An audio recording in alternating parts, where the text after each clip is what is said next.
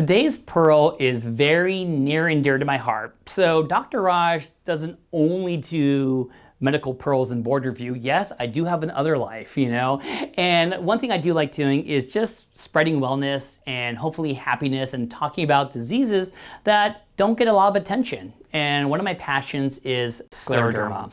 Scleroderma definitely affects women more than men, and unfortunately it affects a lot of African American women. And this is someone I feel needs a champion for, and I'd love to do it.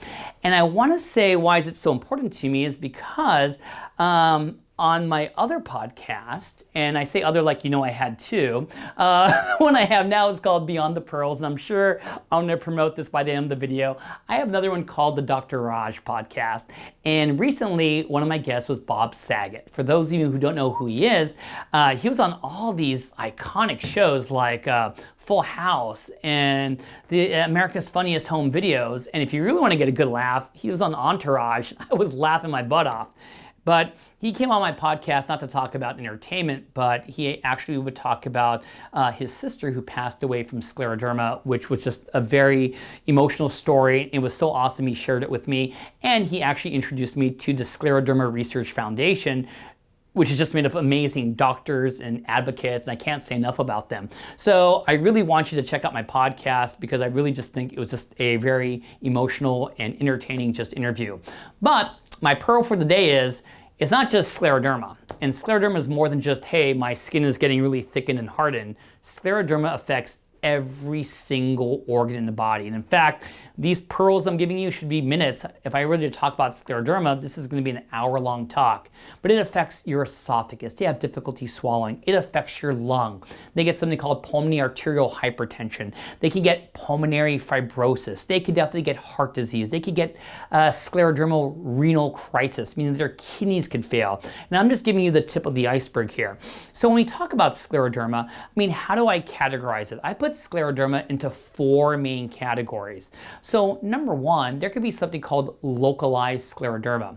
What is that? It means that the disease only affects the skin, and that's still not a good thing. And when we talk about the name of the skin lesions of scleroderma, they're called morphea. That's not a character from the Matrix. That's the name of the skin lesions, And so you could have what's called localized to the skin.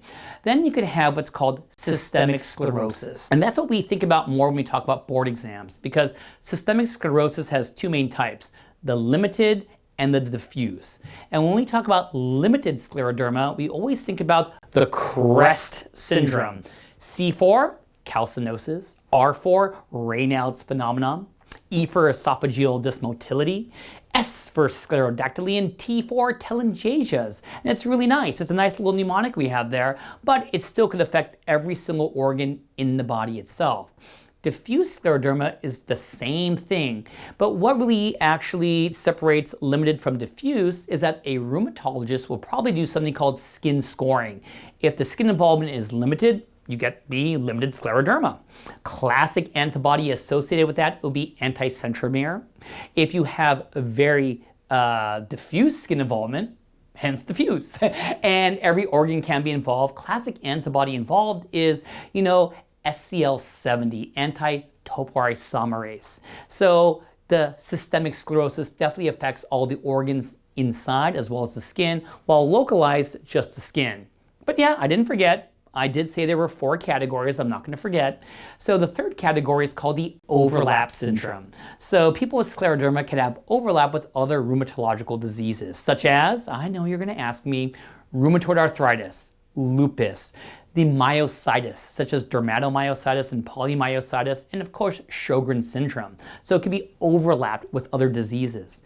And the last type is called SINE scleroderma. SIN stands for, it means without. So yes, there are people with scleroderma and they're hard to diagnose because they don't have any of the skin findings, and that is going to be rare.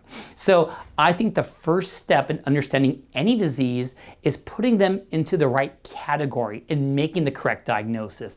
And I'll end this pearl with saying that many people with scleroderma get misdiagnosed. They're underdiagnosed because of the fact that not everyone will present with the classic findings that you will read about in a medical book. So I hope you enjoyed today's Pearl, and to get more information about any rheumatological disease, including scleroderma, hey, check out my website. It's beyondthepearls.net, and my 2 podcasts, which is going to be Beyond the Pearls and the Dr. Raj podcast. I'll see you later.